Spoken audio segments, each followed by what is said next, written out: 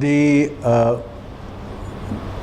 government of Pakistan cannot be clearly charged as collaborating with the terrorists at the moment. We are not yet, we have no evidence at the moment that it is real surrender.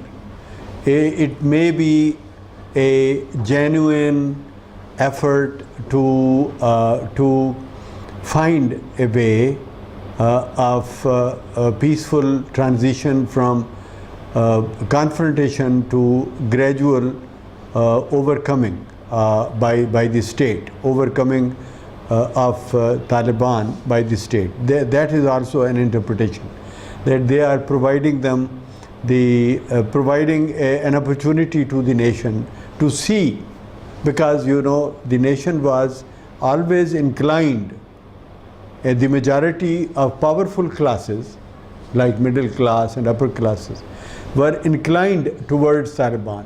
So there was a desire by many intelligent people to educate, to shift that opinion of the classes from favoring Taliban to opposing Taliban, so that they see the real features of Taliban and they are exposed before them, so that the classes which support the forces, the elements that support Taliban should gradually shift away from them. So there was one interpretation that the government is negotiating with Taliban to show to its own people that every effort has been done to appease them, to bring them to mainstream, to make them peaceful, but they refuse to be peaceful. Well, if that was the effort, then it's a very good tactical maneuver, and it can, of course, unite the larger part of the nation on one side, that is against Taliban, so that when action is taken, the nation backs the action. So that is one interpretation. The other interpretation is, as you have raised the question, that they are submitting, or they are doing a surrender to the Taliban. If that is the case, it's the most tragic aspect of our politics. That only shows that Pakistan is doomed, that there is no hope. But I believe the forces in Pakistan which are aware of the need to live with the world, you know, everywhere in the world, there are people on top who understand that they have to live with a world which does not accept their absolute desires.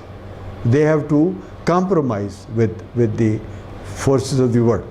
So if these people exist in Pakistan, of course they do, they then will not agree with everything Taliban want.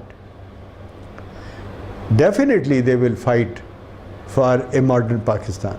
It is not possible to allow Taliban to take over the nuclear resources, for example.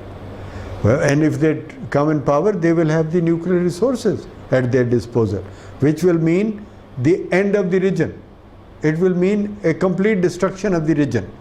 So that is not going to be allowed by the world. And our armed forces and our politicians will not allow this kind of situation, even if they want to. They will not allow even if they want to, because this is not what the world will allow. I believe the government of Pakistan will soon change its final tactical line. Instead of promoting Taliban, they will have to stop them. Whatever are the tactical lines, I feel confident that we live in a world which is not sleeping over issues. The world is alert and it is very well informed. India is here in the region, Russia is in the region, China is in the region, and Iran is also a power. It is not a completely meaningless entity. And Iran knows that if Taliban come in power, the first thing they do is to attack Iran in the name of Shia Wahhabi conflict. So Iran is also there, and the relationships that have grown into less hostile relations between America and Iran only show that there is a shift in international community policy. That shift means the world is seriously thinking about stopping Pakistan's development into the Talibanization direction. The world is not going to allow it. It's a very dangerous development. And we have been talking about it for the last 5 years. When I wrote my book, Taliban, the Tip of a Holy Iceberg, which is about 4 years ago, I wrote on the back flap of the book that the world has to organize itself again in the way it organized against the German, Japanese fascism. It has to organize itself again on those levels to fight the threat of Taliban and Al-Qaeda invasion of the world. And the world is moving into that direction. We can see that the forces are coming together. Only force that is not coming into a united action scenario is Russia.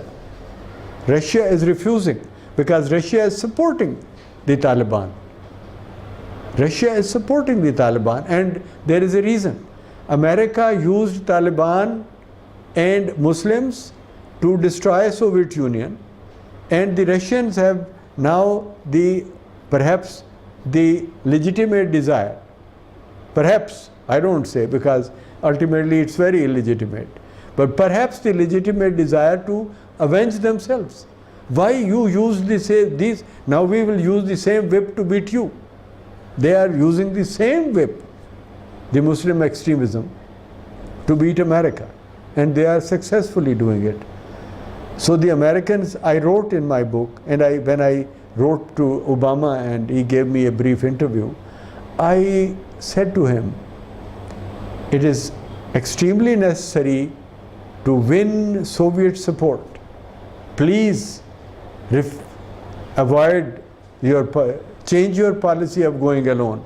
You cannot do it in the region. You have to unite with Russia. You have to console them. You have to give them concessions so that they agree with you and they withdraw their support of Taliban. But they know it more than I do. They know it, that they have to do it ultimately.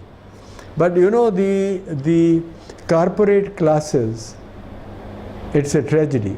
Corporate classes of America and Russia will never come to terms. They are always fighting each other for world supremacy.